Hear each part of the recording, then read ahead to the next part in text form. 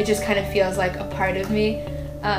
With violin, there's like a ton of different ways you can get like different emotions across, and just like different techniques you can use with the bow, where like piano you can't really mess around with it as much, or guitar, since I don't know it as well yet.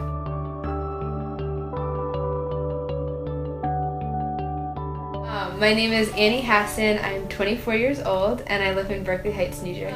When I first started playing violin, I was around 3.5 years old, and my mom plays violin, so I saw her with her violin and I wanted to try it out, so I was able to start taking private lessons. I play piano, handbells, and ukulele and guitar a little bit, so I always want to try out new instruments.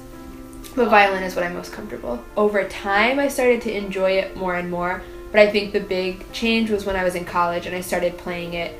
I started playing more spontaneously and improv, so I was able to express myself more freely through it because I wasn't following sheet music, which I still like to do, but I think that helped me connect with it more. Biggest inspiration for playing violin and the other instruments is I think just learning how to express myself through it, and just like an outlet and a way for me to express myself creatively. When I play, I feel more connected to God through it, so like that's a really special aspect to it.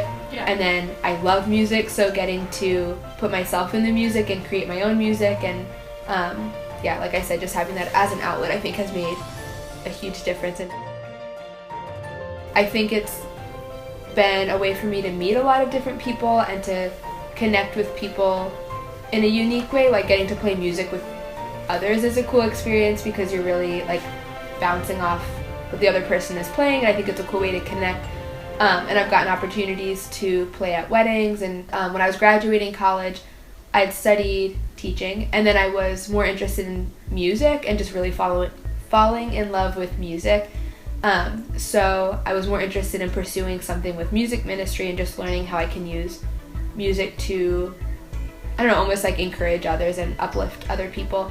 So I came across this program called Youth with a Mission, and they have a music and worship track. So I decided to do that. So I applied to one in Australia, so I was there for 6 months, and we were in Thailand for a little over a month within that 6 months. So I got to bring my violin to Australia and Thailand, and that was an incredible experience. I got to write my own music, and at one point we were playing worship music because the staff at a school we were staying at had asked us to play some music. There was a time where it was just the guitar playing background and they wanted to hear more of the violin. Mm-hmm. So I played it more, and it was cool because I was really just playing what I felt like come to mind, and I felt like God was giving me different melodies for the people. And then afterwards, it was just such a cool experience because afterwards the translator had helped me communicate with the principal there, who was telling me that the music had really touched him, and he was tearing up and telling me that he had felt so much peace when he heard me play. And it was just so cool because when I was playing, I felt like I had actually felt like I was getting songs for him in particular, and just felt like God was using it to really just like bring him peace. So it was a really cool moment for him to come up and tell me that he had felt peace when I was playing. It was just affirmation that like my music was being used to encourage and make others feel loved. I'm playing what I feel like God is almost like encouraging me, urging me to play, and through that I think he's able to use that more to touch the hearts of people who are listening.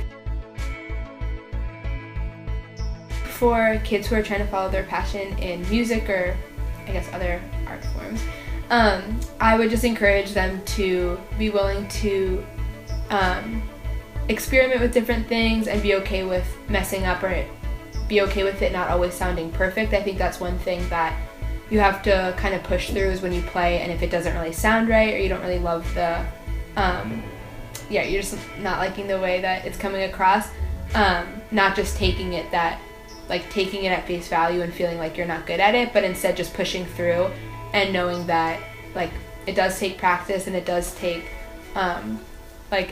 effort, I guess, but that's okay, and you just have to push past that.